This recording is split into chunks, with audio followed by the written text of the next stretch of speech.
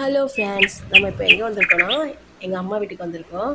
பாப்பாவுக்கு மொட்டை போடுறதுக்காக ஊருக்கு வந்தோம். அப்படியே அம்மா வீட்டில் பின்னாடி தோட்டம் இருக்குது, அதை சுற்றி பார்க்கலாமா? இது வந்து என்னென்னா முள் சீத்தா பழம், முள் சீத்தா மரம்னு சொல்லுவோம்.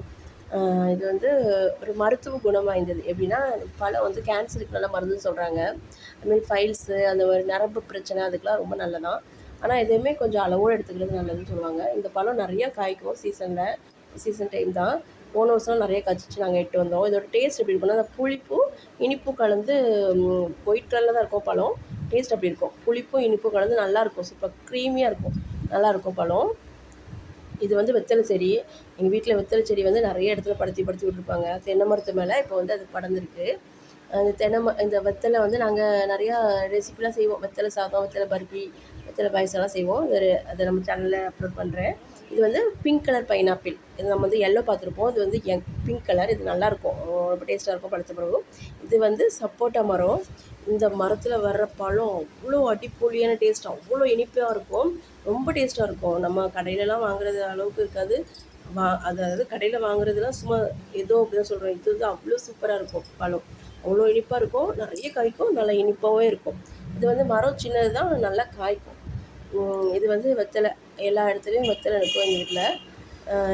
இது வந்து சித்திரை வெத்தலைன்னு சொல்லுவாங்க. இந்த குழந்தைங்களுக்குலாம் அந்த உர மருந்தில் கொடுப்பாங்கல்ல, உரசி கொடுப்பாங்க, அந்த உர மருந்தில் வர்றது தான் சித்திரை வெத்தலை. இது வந்து சளிக்கு ரொம்ப நல்லது, நெஞ்சு சளிக்கு, சின்ன பிள்ளைங்களுக்குலேருந்து பெரியவங்க வரைக்கும் ரொம்ப நல்லது. இது வந்து அந்த இலையை எடுத்து ஒரு லைட்டாக ஸ்மெல் பண்ணி பார்த்தாலே அவ்வளோ மோசமாக இருக்கும். அந்த மூக்கு அடைச்சிருக்கு, அந்த மாதிரி சளி பிரச்சனை இருந்ததுன்னா இதெல்லாம் நம்ம வந்து ஆவி பிடிச்சாலே அவ்வளோ ரிலீஃபாக இருக்கும். இதுக்கப்புறமா என்னென்னா, இதில் வந்து தம்பி வந்து குருவிக்காக தண்ணி வைக்கிறதுக்கு ஒரு கப்பு கட்டி விட்ருக்கான். இது வந்து என்னென்னா மருதாணி செடி, அது கூடவே மாதுளை நிற்குது. மாதுளை வந்து நாட்டு மாதுளை தான், அது வந்து காய்க்கல ஒழுங்காக. அது வந்து விதைலாம் ரொம்ப ஸ்ட்ராங்காக இருக்கிறதுனால அது வந்து நல்லா இருக்காது, கொஞ்சம் சுமாராக தான் இருக்கும் அந்த பழம். அப்புறமா இது வந்து கற்பூரவள்ளி, நல்லா பெரிய பெரிய இலையாகவே இருக்குது. அதுக்கப்புறமா மிளகாய் செடி, அதுக்கு இந்த பக்கம்லாம் துளசி, நல்லா வாசமாக இருக்கும். துளசி, கற்பூரவள்ளி எல்லாம் நிற்கிறதுனால இந்த பக்கம் வந்தாலே சளி பிரச்சனையே வராது, அந்தளவுக்கு தான் இருக்கும், சூப்பராக இருக்கும். இந்த மாதிரி தண்ணி தொட்டி வந்து துணி துவைக்கிறது, இந்த மாதிரிக்கெலாம் தண்ணி தொட்டி இந்த பக்கம் இருக்கும். இது வந்து செண்டுப்பூ, நம்ம மேரிகோல்டு சொல்லலாம் அது. அப்புறம் கத்திரிக்காய் செடி வச்சுருக்காங்க. பன்னீர் ரோஸ், இது வந்து பன்னீர் ரோஸ் நிறைய பூத்துருந்துச்சு, வந்து பறிச்சிட்டோம். இது வந்து இந்த பக்கமாக பப்பாளி ஒன்று நிற்குது, அந்த பக்கமாக நிறைய கீரைலாம் வச்சுருக்காங்க. ஆமாம். அப்புறமா இது வந்து என்னென்னா வெள்ளை சங்குப்பூ. முன்னாடி ப்ளூ கலர் இருந்துச்சு, நிறைய பூத்துச்சு, அது வந்து பட்டு போச்சு. இப்போ வந்து அது காஞ்சிருச்சு வெயிலில். இப்போ வந்து திருப்பி வைக்கணும். இப்போ வந்து வெள்ளைப்பூ பூத்துருக்கு. இப்போ வந்து இது வந்து அவக்கடா பிளான்ட், அது வந்து இப்போ புதுசாக வச்சுருக்கோம். விதை போட்டு தான் வச்சோம். இன்னும் கொஞ்ச நாள் கழித்து அது எப்படியோ ஒரு வருஷம் ஆகும் அது காய்க்கிறது. இப்போ நிறைய மேரிகோல்டெலாம் வச்சுருக்காங்க, நிறைய மேரிகோல்டு பூத்துருக்கு. அதுக்கப்புறமா பார்த்தோன்னா நிறைய பின்னாடிலாம் தென்னை மரம், நிறைய தென்னந்தோப்பு இருக்குது. அம்மா வீட்டுக்கு வந்தாலே அப்படி தான், வெளியே இங்கே சுற்றி பார்க்குறதுக்கு தான்.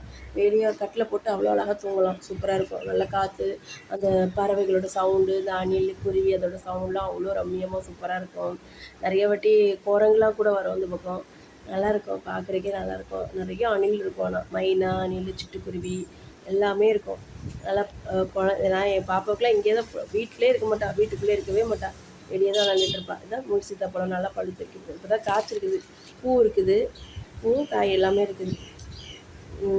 இந்த வாட்டி இனிமேல் நிறைய காய்க்கும், இதுதான் ஸ்டார்ட் ஆகுது, இப்போ தான் ஸ்டார்ட் பண்ணுது காய்க்கிறதுக்கு, இனிமேல் நிறைய காய்க்கும். இப்போ பாருங்கள், நிறையா பேர்ட்ஸோட சவுண்ட்லாம் உங்களுக்கு கேட்கும். இப்போ தென்னை மரம்லாம் நிறைய வளர்ந்துருச்சு, பெருசாகிடுச்சு. இப்போ பார்த்தீங்கன்னா அடுத்து கனகாமரம் வச்சுருந்தாங்க, அது நிறைய முன்னாடி நிறைய இருந்துச்சு, இப்போ எல்லாம் வெயிலில் போயிடுச்சு, 1-2 நிற்குது. நிறைய இடத்துல வெத்தலை படுத்தி விட்ருப்பாங்க, அங்கங்கே நிற்கும், ஃபுல்லாகவே சுற்றி பச்சை பசேல்னு தான் இருக்கும். அது மாமரம் மேலே இருக்குது. மாங்காவுமே இந்த வாட்டி காய்ச்சிருக்குது, இப்போ தான் காய்க்க ஸ்டார்ட் பண்ணுது, இந்த மாதிரி தான் போக காய்க்க பாருங்கள் ஃப்ரெண்ட்ஸ். ஓகே, பிடிச்சிருந்தா சப்ஸ்கிரைப் பண்ணுங்கள் ஃப்ரெண்ட்ஸ்.